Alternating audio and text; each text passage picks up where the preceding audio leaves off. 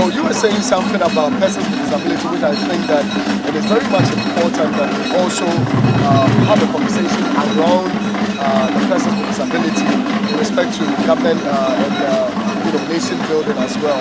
But there is something that you also need to let the public and the government also know, which of course most of the time you are not being given the opportunities. Or for all this while, the previous government and the current government, has there been any conversation in relation to persons with disability and how best you people can also be integrated into the current government and whatever they are doing? Actually, there are several factions of groups and things going on to create the impression that persons with disability are actually involved, But when it comes to the practical implementation, you see that very little has been done. We the persons with disability, we know that we are a minority group, but we are also part of this nation and deserve a quota. Okay, let me give you an instance. I was at the National Apprenticeship Program at Mikado, and then I realized that that program is a state program. So all and sundry were invited. Then I got to the place and I had to take the stairs because there was no lift to the venue. My colleague using a wheelchair has to be carried in an embarrassed manner to the venue. So the question I want to ask is this: if the government was or is very cautious and very considerate that okay, we are actually part of it, the planning were included, we will have that venue changed to a proper one where people like us can easily access the place. Another thing is this: yes, there was a sign language was there, I doubt, because when we talk of disability, it's a large spectrum. We have the little persons, the ones you classify as dwarf. We have the visually impaired. We have the cerebral palsy group. We also have the physically disabled person like myself. Even myself, the disabled persons, physically disabled, we fall into two categories: the crutches users and the wheelchair users and the rest. So if a planning is taking place and you really want to consider everybody, I believe that proper arrangement has to be made to make all of us to be integrated properly.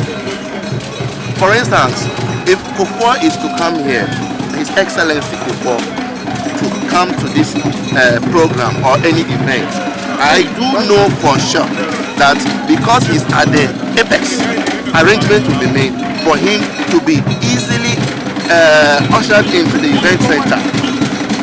So why not the others? Are some bigger than others?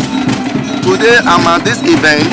I want to know what plans and arrangements the government has made that has been embedded in the 24-hour economy that will give us a chance to also benefit from the policy. Exactly where I was actually coming on, so that you wrap up for us.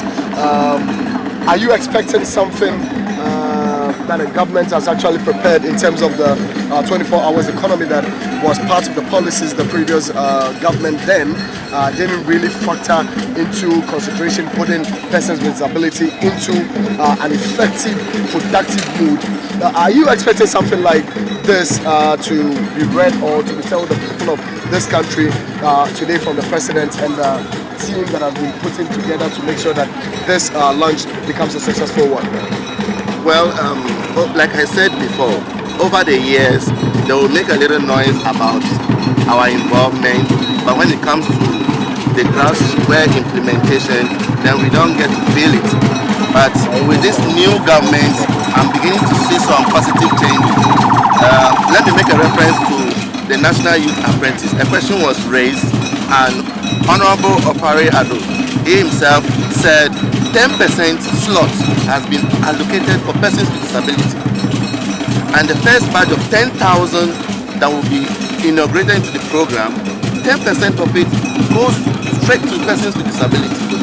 Then, which is practical. Yes, very practical. And then I can also follow up. People can follow up and see it being, implemented. we can see 10% of 10,000 by the time they start taking people, having intake. We can easily see it. Another thing someone asked was that, you know, the program, for instance, to come to this venue, some people go by commercial buses. But if I have to come to this program and I have the option of commercial bus and maybe an Uber, I would definitely have just one option, because coming here with a commercial bus is inconvenient. The point I'm trying to make is that everything we do as a person with disability costs more. Yes, he made mention of allowances being made. So that we wrap up, what are you expecting today finally from the president and the team? I'm hopeful that at the end of today we hear things like the policy has taken into consideration persons with disability across board, the wide spectrum that's on board, to make it very easy for them to also assess whatever opportunities there is in this 24-hour economy, so that they can also function successfully and comfortably in their zone independently without looking elsewhere. Thank you so much for having us. Thank you. You're welcome.